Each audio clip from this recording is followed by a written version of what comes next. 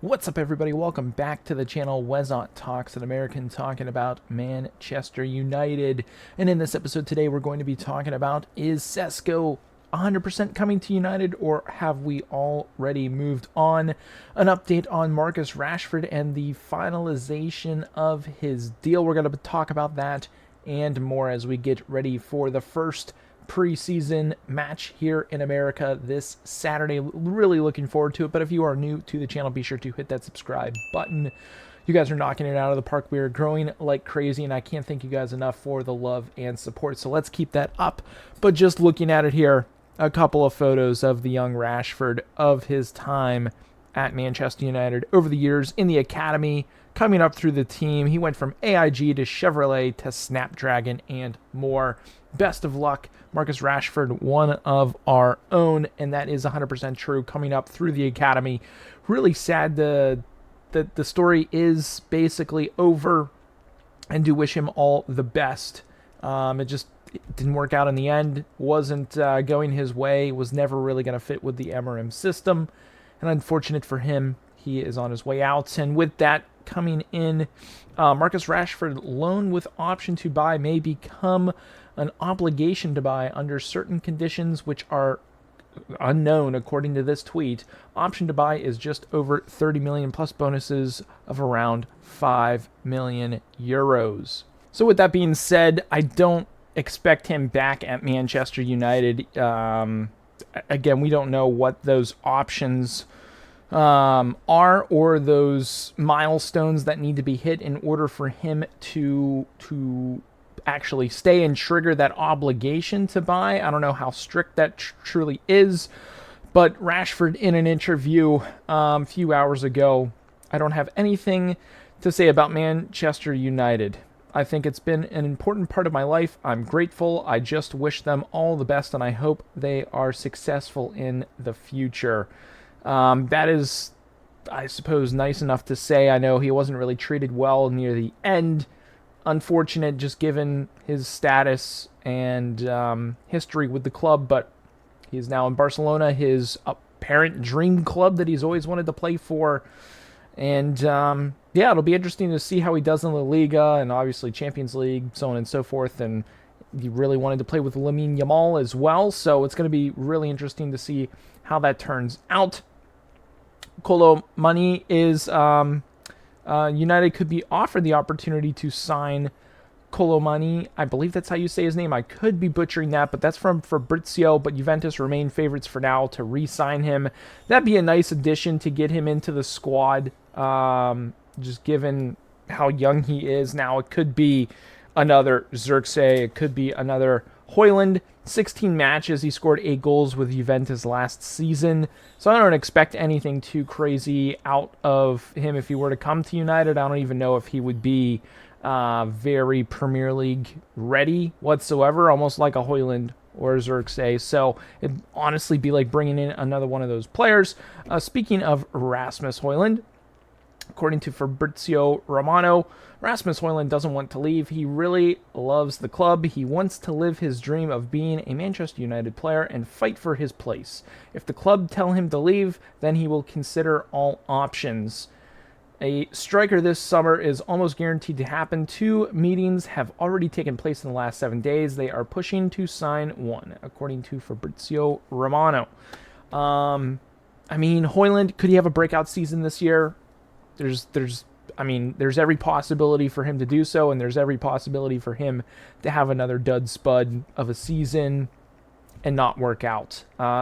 Could they get away with having him and Xerxes up top, kind of splitting time, given the fact that they don't have any European football and just have to worry about the Premier League and domestic cups?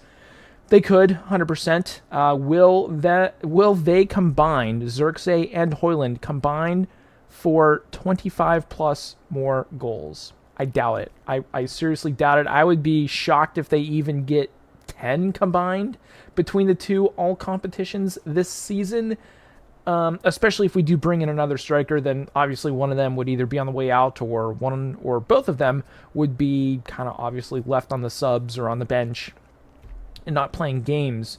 It's just a matter of who are United going to bring in? Are we going to go to Mateta? Is that going to spark back up? I know there have been obviously talks with Ollie Watkins.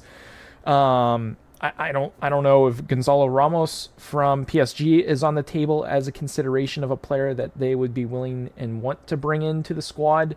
We're going to have to wait and see. Obviously, Gyökeres completely off the table. That is done and dusted. He is going to Arsenal.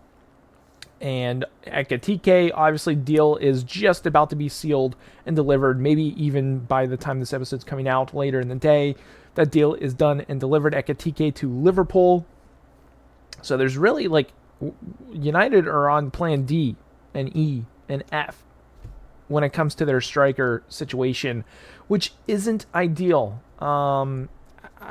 It's a little frustrating, but obviously we got Cunha, we got Mbeumo, and track record with United takes about 6 weeks to get a deal done. Mbeumo was a little bit more. I think it was more closer to 7 weeks, even closer to 8 weeks of who knows, maybe they were even pre-talks before stuff got out in the news that United were actually talking to him. And I don't expect them to do any deals on tour over the next week or two. It's just not going to happen. It usually doesn't happen, and if it does, that'd be interesting. But they need to at least be having talks to bring in whoever that striker is. I know there's talks that they want to bring in another midfield type player. Sesko, I know we talked about him. He looks to be a little bit too expensive, and it sounds like things aren't really going to work out with Sesko. A little bit of a bummer, but also not Premier League proven. And at this point, I'm Team Ollie Watkins. Bring him in. He's Premier League proven. A little bit older. We may have to pay a premium for his age, and given the fact that we are Manchester United, so we're going to have to deal with it. But at the same time, he's a proven player. Let's actually take a look. Ollie Watkins. Take a look at his goal scoring. 38 matches, 16 goals, 8 assists, 2 yellow cards last season in the Premier League. The year before that, 37 games played, 19 goals. The year before that, 37 games, 15 goals. The year before that, 35 games, 11 goals. And the year before that, 37 games, 14 goals. So Buddy is averaging around that 15 to 16 goal mark, probably 14 or 15, just given the averages. I'm not doing quick math. I'm not the math guy, so don't pester me. But I would be perfectly fine with Ollie Watkins coming into the squad. If they could get it done for around, realistically, 50 million, that could be a deal sealed. Now, maybe Villa would be like, all right, we want 60. Then if that's the case, then you may need to bite the bullet if you're going to be going into the season with Højlund and Xerxes. I don't know if that's what you want to be doing, given the fact that you brought in Cunha, you brought in Mbeumo, you kept Fernandez, you still have Ahmad, you still have Dorgu, you still have Casemiro, Kobe Mainu, and you really need to boost the striker position. Striker and goalkeeper. Layman's, it's been a little quiet over the past day or two, but I'm sure things are still being worked on behind the scenes there. That'd be nice to get that deal done, bring him into the squad, and really, hopefully, push Onana, obviously when he comes back from injury, and rehab here to start the season. Because Bayender, he's probably done and dusted.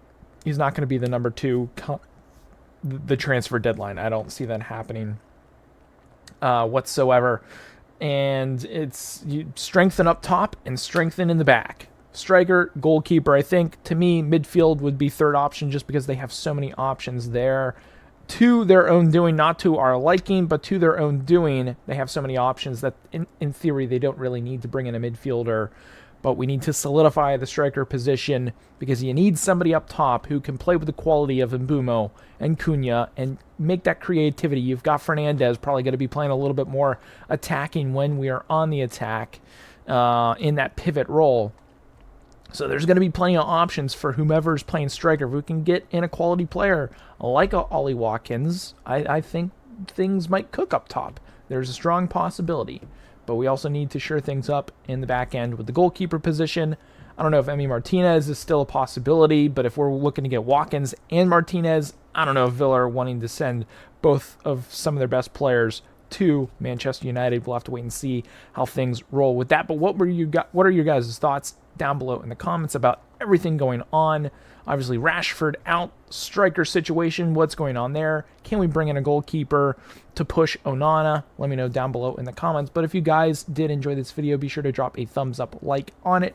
Hit that subscribe button if you guys are new. We've got the match preview, which will be coming out on Friday, and then we will be doing another live stream coming up this Saturday. So be sure to tune in to the live stream on Saturday. I know it's probably going to be late for a lot of you guys over in the UK. I'm pretty sure it's a night game here in the US, so that's going to be really late for you guys. But if you want to tune in, we will be streaming live for the game on Saturday. But again, that's it for this one, and we will catch you guys in the match preview coming up against West Ham, and we'll be doing that on Friday.